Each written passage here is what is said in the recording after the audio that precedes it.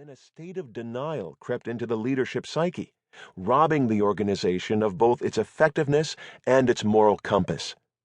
In contrast, a healthy challenge, when delivered from a relationship of trust and mutual respect, serves to stretch people's thinking and drives them to dig deeper into the reality of their situation and the true potential of the future.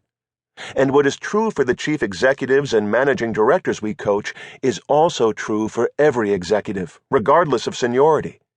In this climate, we have noticed our coaches showing new levels of creativity, motivation, and self-belief, leaving the coaching session inspired to prove to the world that they can be and will be more than they currently are. Maybe we are all stronger than others think we are. Maybe we all like a challenge when delivered by the right person in the right way. This book is a rallying call to coaches and to everyone who is responsible for developing other people. Be the missing voice of challenge in the coaching conversation. Swallow hard and break the collective trance of the cozy club to reconnect senior leaders with reality through specific, direct, and concrete interventions. Get up close with the organization's future leaders to inspire them to pursue courageous goals, not in the service of individual egos, but toward a broader collective purpose. Creating the coaching mold. What we propose in this book is a coaching approach that breaks the mold. First, we need to understand how this mold came about and what factors influenced its design. Not many years ago, few people in business had heard of the word coaching, but today it is a mainstream leadership skill and an established profession.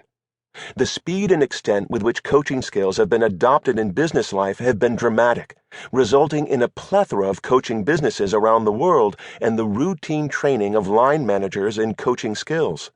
Why did this explosion in coaching occur?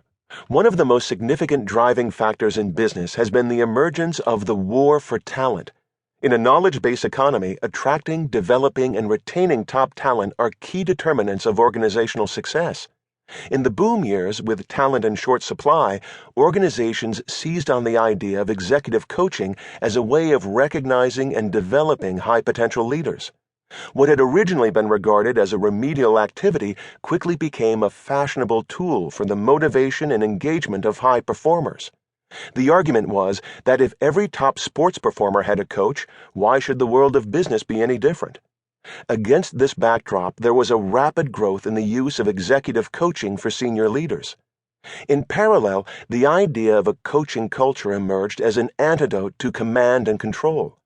A younger, better educated, and tech-savvy generation rebelled against authoritarian management styles and demanded greater empowerment. Many managers were trained in coaching skills as a response to this need. Armed with this new technique, they sought to build stronger relationships with managers that engaged and motivated rather than cajoled and bullied. Hence, what shaped business coaching as it developed was a focus on individual wants, not organizational needs.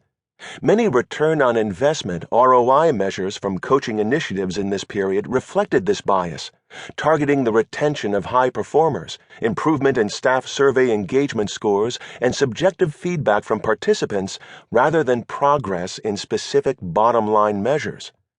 Let us give you a typical example from this era.